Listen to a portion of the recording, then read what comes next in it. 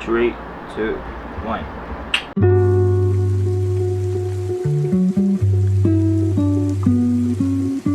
So what is up? My name is Quest, who wishes you nothing but the best. So for today's vlog, it's going to be really different because the setup is in my room. It's not like the other vlogs that I've made na I'm going to an adventure, bringing my camera, but I am sitting here in my room with you guys. So for today's vlog, I'm going to be talking about the things that I hope I knew, I wish I knew before entering college or entering university, and I wish people have told me before entering college. So clearly, I am not an expert about this stuff, pero nag-work naman sa akin. So if you wanna listen and wanna know the tips, continue watching. Baby, it's 3 a.m. Had you on my mind. It's not the first time we've gone through this. So basically, I am an engineering student. I am on my super senior year, meaning I am on my 5th year of engineering, and I have a lot of things that I didn't know when I entered the university. And I am telling you guys, college is different from high school. So here with me on my phone, I have the list of things that all the tips and all the na gusto nyo kung malaman, nagtagalog na lang. So let's get to it. First tip, para po ito sa mga nagdo-dorm or sa nag-boarding house, nag-apartment. So if you're dorming or in an apartment, familiarize the facilities of where you're living at. CRs, the canteens, if meron.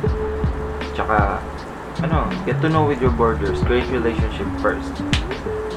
Outside the classroom, you should have friends also. Next, sa susunod na umaga, check the nearest establishment. Like stores, loading station, computer shops, printing shops. We don't know kung kailan natin kailangan yun. Tapos, you should really be familiarized around the vicinity of your where you're staying so that you never get lost, and kung may kailangan ka, mabilis mo na mapupuntahan. Gagawin mo to kapag wala pang pasok. Next, if malapit na ang pasukan, you can always visit the school or enter the school even if the school is not starting yet or the classes is not starting yet. So look into your schedules. Di ba may mga room assignments doon, building assignments. Hanapin niyo kung saan, be familiarized para hindi kayo malilate kung saan yung susunod na subject niyo, saan kayo susunod na pupunta. Do that before the official class starts.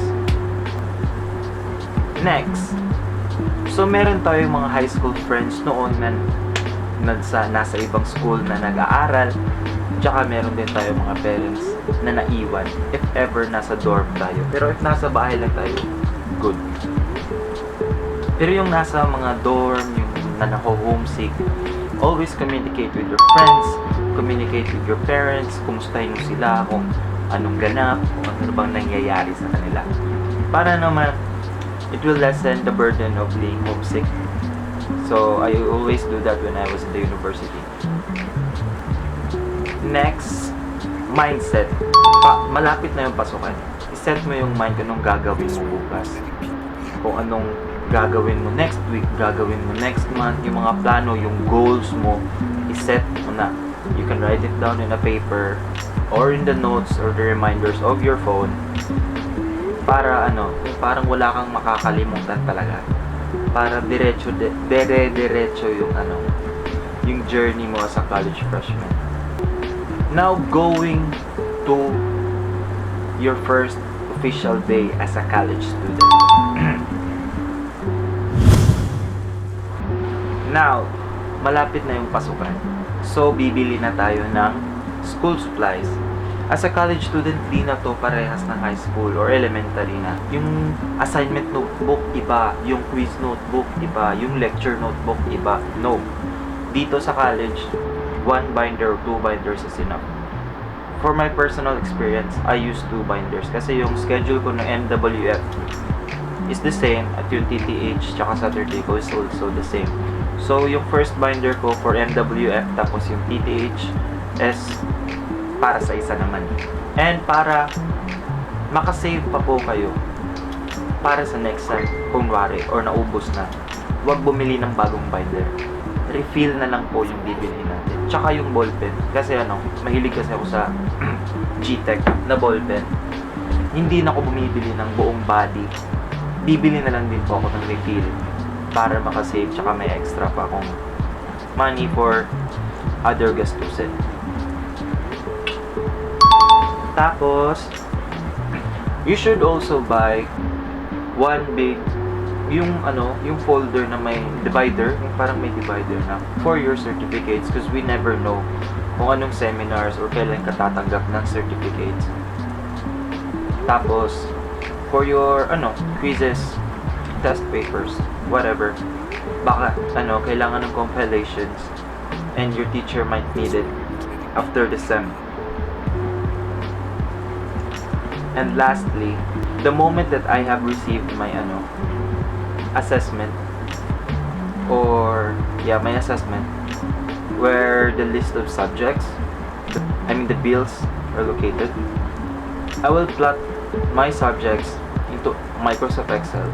Like for example, these columns for Monday, Tuesday, Wednesday, etc. Then the leftmost column is the time. Ipa-plot ko dito na dito na araw, ito yung subject ko. Tapos with color indication yun, depende sa subject. Tapos I will print it out kung yung parang fit lang sa likod ng ID or yung may clear case ka, pwede mo ilagay dun sa likod. Para di mo na ilalabas yung malaking papel tapos titingnan mo pa. Pwede mo lang tingnan dito sa likod or sa likod ng ID mo.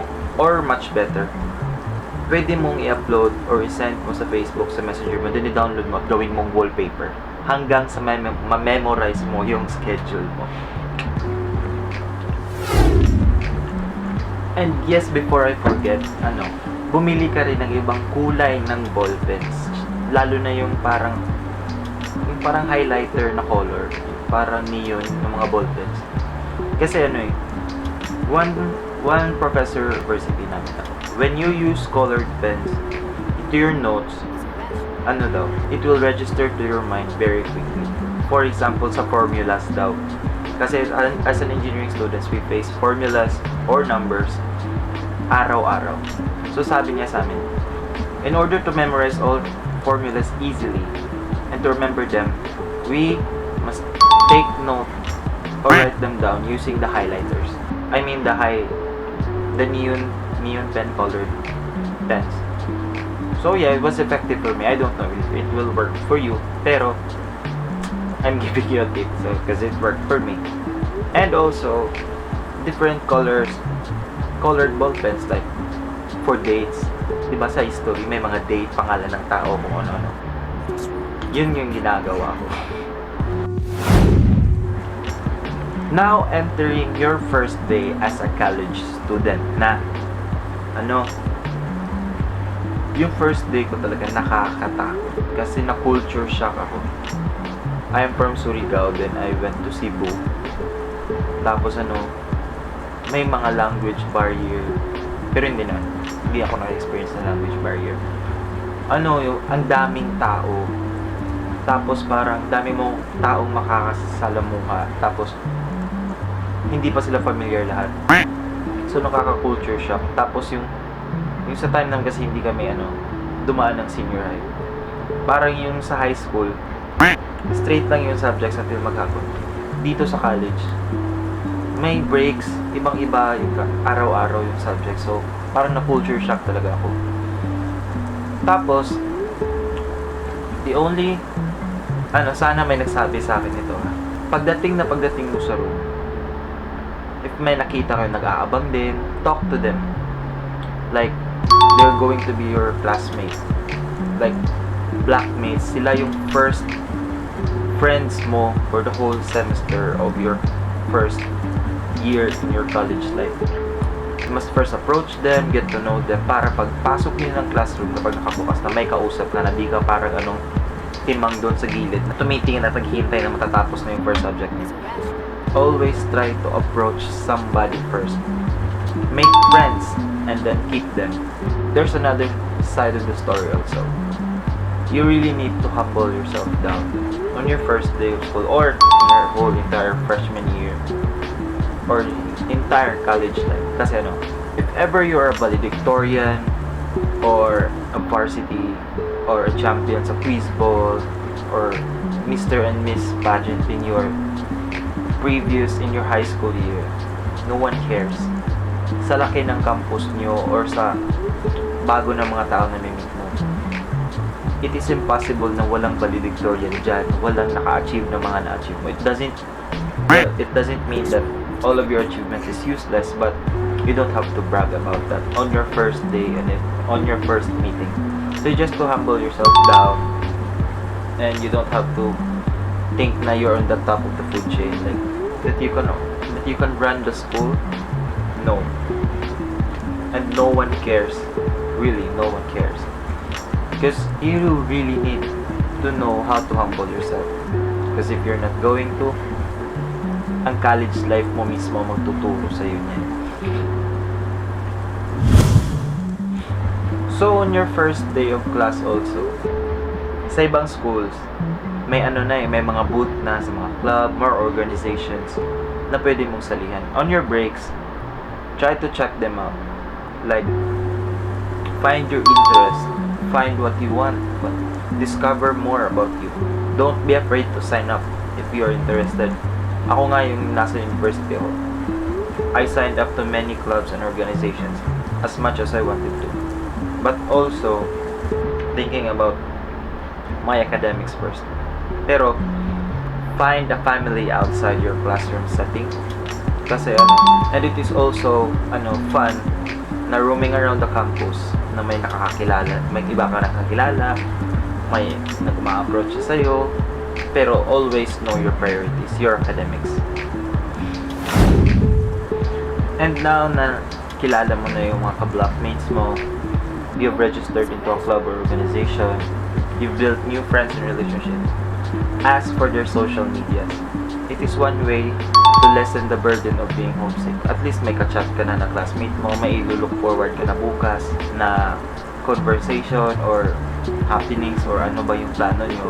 So, social media is now a thing, so we better utilize it.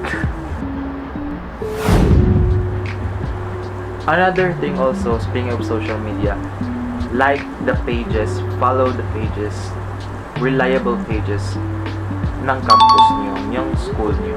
For example, yung nagbibigay ng updates sa mga ganap ng school nyo.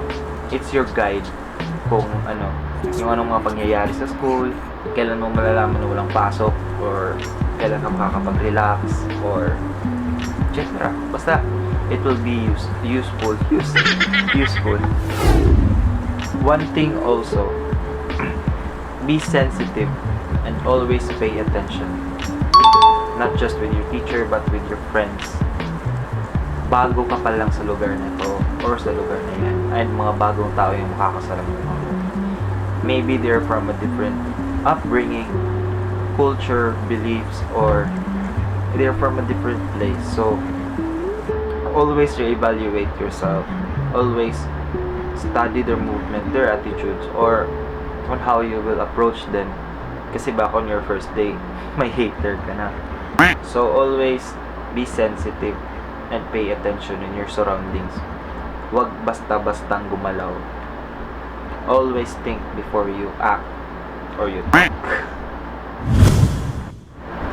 Upon enrolling pala, you will be given a student handbook. It is very important na you will read your student handbook para malalaman mo kung ano yung mga rights and yung mga bawal ng campuses mo. Tapos ano yung mga pwede mong gawing actions, tsaka lahat ng gusto mong malaman tungkol sa school mo nandun sa student handbook, and it's very informative and very useful in your whole college experience. So dapat mo talagang buksan at huwag mong ilagay lang dyan sa sulok ang magkaalikabok pa. And now, nasa classroom setting na tayo. Papasok, first subject, first class with the professor in front. So now, the teacher will discuss the course syllabus or the list of topics that we'll tackle in the whole semester. Always list down the topics kasi para in the future malalaman mo kung saan ka mag-advance study, kung anong topic na yung itatakol nyo bukas, kung ano, for example, naka-absent ka, alam mo yung topic na miss mo. And it's a guide also kung, I don't know, if you study in advance, then good for you. Then the syllabus is very useful. And also, on the first day, the teacher will tell you about their grading system. In my case, in every teacher that I've encountered, meron silang different grading systems. Tapos, yung iba mas malaki yung quizzes kaysa periodical exams. So, you really have to pay attention para malalaman mo kung sa anong part ka ng subject mas dapat mong i-excel. Hindi naman sinasabi ko na di mo pagpuputihan yung iba, pero yung parang saan ka mas lalamang para sure pass ka talaga sa subject na yun. And also, always attend the first day of classes. Kasi based on my experience, first day of classes, yan yung pinaka bigger chances na magbibigay ng incentives or plus points yung mga guro. For example, yung first students na pumasok ng first day may plus 10 points para sa idadagdag sa quizzes, exams, or kung saan-saan. Always attend first day of classes. And also, some teachers require you to buy textbooks. Like, ang mga textbook natin sa university or sa school is very costly. Except for those schools na kasama sa tuition fee nila, then it's good for you. Di ka na bibili. Pero yung mga school na rin require ka to pay thousands and thousands of pesos just to buy your textbook. Always research first whether you can rent something. Kasi sa university namin may mga clubs na nagpaparent ng mga old textbooks. So nakakales ka pa. Binebenta na nila yung mga textbooks nila. So nakakales ka na. So always check for that before buying a brand new. Or if you're feeling extra, then you have to buy your brand new textbook. Rich kid. Also, one more thing. One thing that helped me in my college life is I know that I have friends already in my blackmates, friends in my clubs and my organizations, and it is also good to be friends with your higher years na ka-course nyo. Kasi they give you tips on how to survive in your course. They also have their textbooks being for rent na pinaparent nila, or if you're really close enough, ibibigay pa nila, tuturuan ka pa nila sa mga subjects mo. So, really, being friendly in your whole college life is a win-win situation. So, you should really bloom yourself in your college days na you should really approach or be friends with somebody or with someone. And also, if you really want to buy a brand new textbook, well, maybe next year you can always ikaw naman yung magpaparent, so naka-earn ka na, or kapag di mo na siya gagamitin sa mga next subjects mo, then you can use it, you can sell it na. So it's also a win-win situation. Pero as of the moment, if you don't have the money, don't force it. Now for my next tip, this might sound boring, pero every breaks pwede kang mag-study. Kasi you've joined a club na, you've joined an organization, and then you have classes pa. Because based on my experience, after my classes, I have practices sa sports na sinalihan ko. Tsaka may meetings pa ako sa mga clubs and orgs na nasalihan ko. So, when I get home na, parang I feel so tired, I feel so sleepy, then bukas, parang mamimiss out ko na, hindi ko na maalala kung may assignment pa ba, may assignment pala, may incoming quizzes, pero hindi na ako nakagawa or hindi na ako nakapag-aral kasi yung body ko hindi na kaya. So, I utilize my breaks for those assignments and tasks. So, I study, I do my assignments, and review for my quizzes. Hindi ka naman nag-iisa eh. Pwede ka magpatulong sa mga classmates mo. Same naman kayo ng breaks. And also, kapag binigyan na kayo ng ng projects or ng mga ipapas, always always exert extra effort. Kasi it's your chance na mapapalaki yung score mo. Yung parang hindi ka na, okay lang to. Ganito na lang, at least nakapas. Pero if kaya talaga na taasan pa, gawin mo. Mag-effort ka. And for example, your teacher says na, pumunta kayo ditong seminar na to and I will give you an extra credit. Always take those extra credit. Kasi nakakadagdag din yan sa grades nyo. And sabi ko nga, study every breaks. Utilize every resources and facilities na nandyan sa school nyo. Like the libraries, the computer labs. You can always use that if you have your laboratory pass. You can study there and be resourceful. Nagbabayad din kayo nun, so dapat yung gamitin. And also one more thing, sa classroom settings, while nagdi-discuss na yung teacher nyo, familiarize his or her routine. For example, in every 2 meetings niya nagdi-discuss lang siya. Tapos in your third meeting na nagpapa-exam na, nagpapa-quiz or nagpapa-surprise quiz, at least may guide ka na or at least may alam ka na kung yung galawan ng teacher nyo.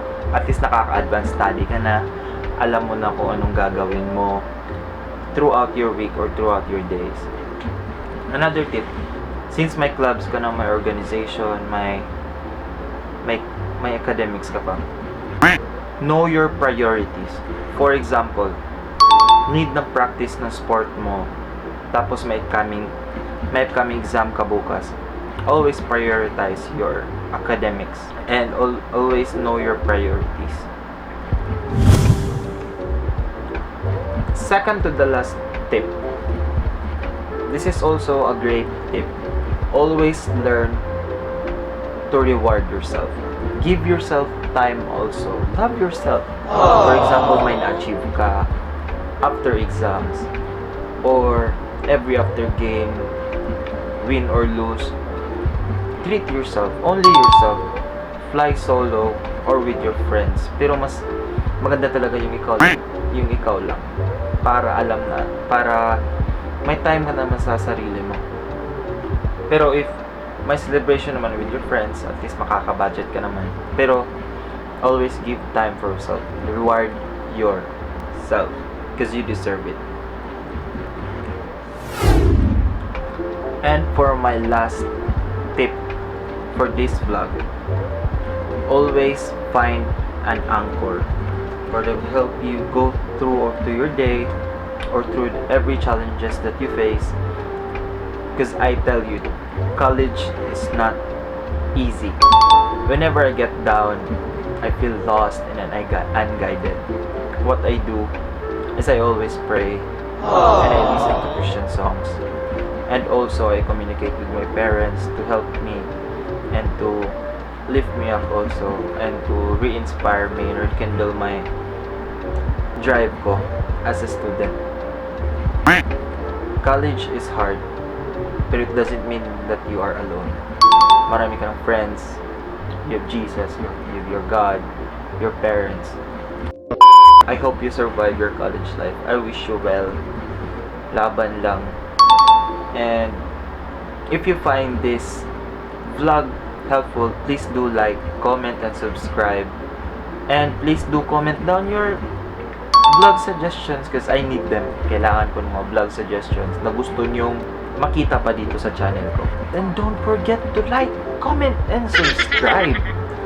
Para masaya lang tayo lahat dito. And also, click the notification bell button para naman updated kayo sa lahat ng upload na gagawin ko dito sa channel ko.